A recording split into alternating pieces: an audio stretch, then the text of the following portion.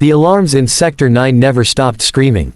Red lights flashed across the steel corridors of the research facility, painting the walls like a constant warning of danger.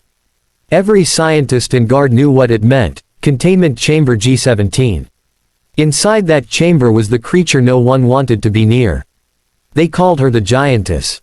She was not human, not even close. Standing nearly 20 feet tall when she straightened fully, the alien woman had skin the color of pale silver and eyes that glowed faintly blue in the darkness. Her long hair, thick like strands of midnight metal, hung down past her waist. Heavy chains bound her wrists and ankles to the reinforced walls of the enormous cage. For 3 months she had been locked there. And for 3 months no one dared to go near her. The first guard who tried feeding her lost his arm. Another scientist who attempted to examine her never came back out of the chamber alive. The official report said she was too dangerous to approach. So they stopped feeding her directly. They pushed food through a mechanical chute and watched through thick glass windows. But lately, she had stopped eating. Inside the observation room, the scientists argued nervously. "If she dies, we lose the most valuable specimen in human history," one of them said. Another shook his head. "If someone goes inside, they die." In the corner of the room stood a maintenance worker named Daniel. He wasn't a scientist. He wasn't a soldier. Just a quiet technician whose job was fixing doors and electrical systems.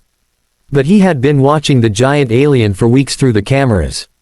And he noticed something no one else seemed to care about. She didn't look angry. She looked lonely. Daniel finally spoke. "I'll feed her." Every head in the room snapped toward him. One of the guards laughed bitterly. "Kid, people trained for combat died in there." Another scientist folded his arms. "You don't understand what she is." Daniel stared through the glass at the massive figure sitting quietly in the cage. "Yeah," he said softly. "I think I do." The heavy security door opened with a deep metallic groan. Daniel stepped inside the containment chamber carrying a large metal tray of food. The door slammed shut behind him with a terrifying echo. Instantly the giantess moved. Chains rattled violently as she lifted her head. Her glowing blue eyes locked onto him. The observation room went silent. "She sees him," someone whispered. Daniel's heart pounded so hard he could hear it in his ears. Slowly, he walked forward.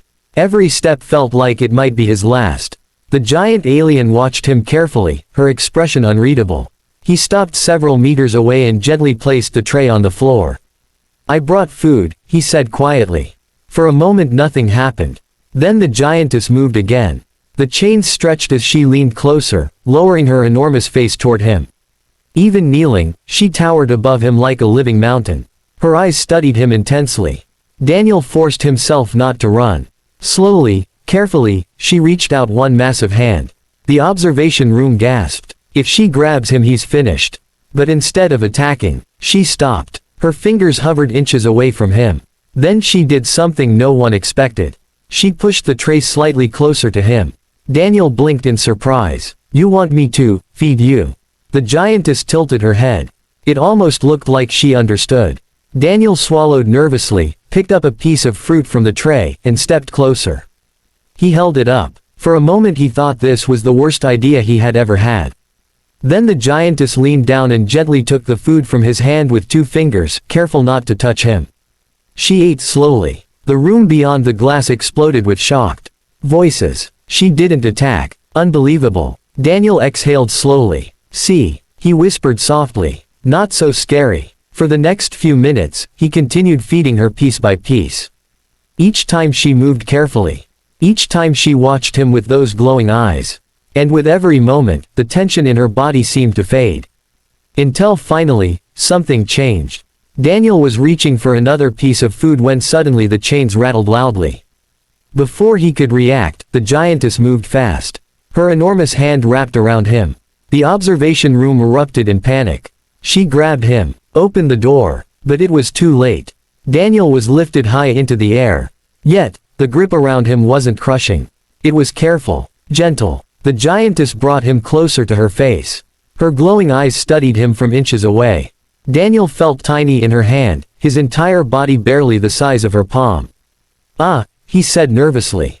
"Hi." The giantess blinked slowly. Then, in a deep voice that echoed softly through the chamber, she spoke her first words since being captured. You, kind. The room outside went completely silent. Daniel stared at her in shock. You, can talk. Her fingers tightened slightly, holding him protectively. Her eyes softened. Mine. Daniel's stomach dropped. Oh. He glanced toward the locked exit door far below. Then back at the giant alien woman holding him like the most precious thing she had ever seen. That might be a problem.